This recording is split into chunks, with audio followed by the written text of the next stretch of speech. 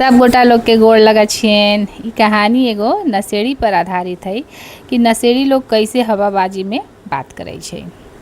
एगो महावत रहथिन तो महावत ओकरा कहल जाइ छै जे हाथी के रखै छिन या हाथी के सवारी करै छिन, ओकरा महावत कहल जाइ छै, देख रेख करै छिन।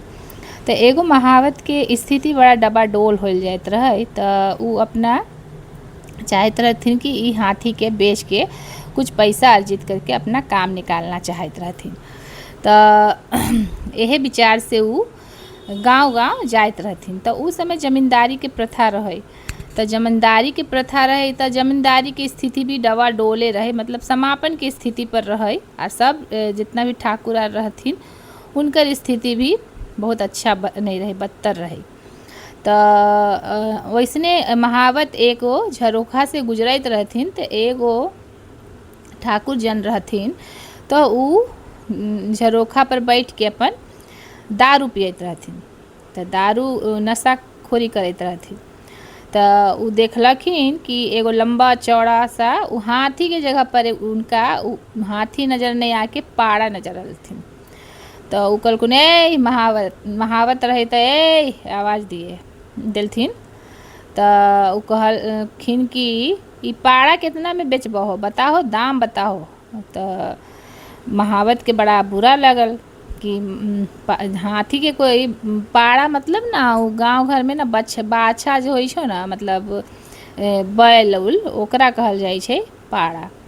तो पाड़ा कह देलकै हाथी के। तो बड़ा बुरा लगल महावत के।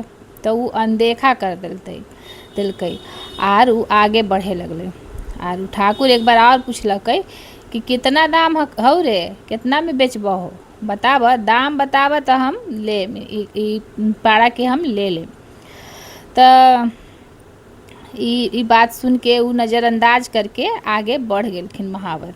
काहे कि सबसे पहली बात तो उ हाथी के पाड़ा कहत रहथिन आ दाम पूछलखिन। तो उ बतलखिन नहीं, महावत आगे बढ़ गेलखिन। 2-4 मतलब गांव आगे बढ़ जाए के बाद भी कोई खरीदार उ हाथी के नहीं मिलल।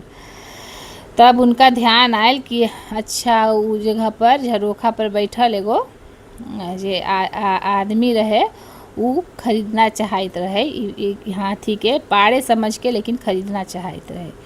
तो उ वापस लौट के उ गांव में आयल।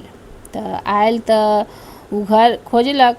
तो उ समय प्रातः काल रहे, मतलब भोर के समय रहे। तो उ ठाकुर दातुन करत रहथिन।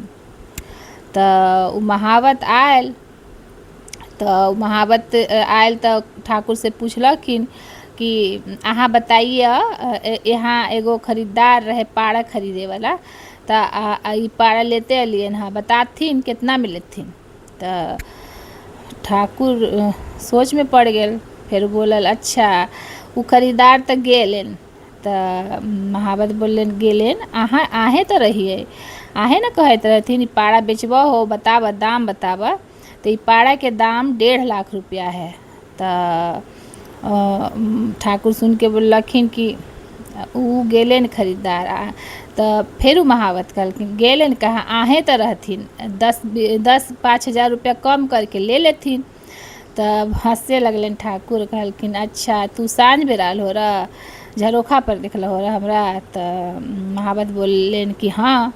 तो उ कहलखिन कि तू साँझ बेर आल हो रहा तो हम नशा में रहिए। तो नशा में तो लोग कुछो बोल दै छै, हवाबाजी करे में बहुत तेज होइ छै लोग। तू साँझ बेर आइए, हो सकलो है उ खरीदार मिल जाए। आर हंसे लगले। तो ई कहानी से यह सीख मिले छै कि नशेड़ी लोग जे नशा करे के बाद हवा में उड़ै छै और उस हवाई जहाज भी खरीदे के बात करै छै और बड़ा बड़ा मतलब उड़ान उड़ै छै। तो नशेड़ी सबके कोई ओर छोर नहीं रहे छै बात के, उ कहाँ के कहाँ पहुँच जैते। जेकरा पॉकेट में 10 रुपया नहीं है तो लाखों करोड़ों के बात करै छै। ई कहानी से हमरा आर के यह सीख मिले छै। आशा है कहानी अहाँ सबके अच्छा लगले हो तो लाइक शेयर सब्सक्राइब जरूर करबै। सब गोटा के गोड़ लगै छियै।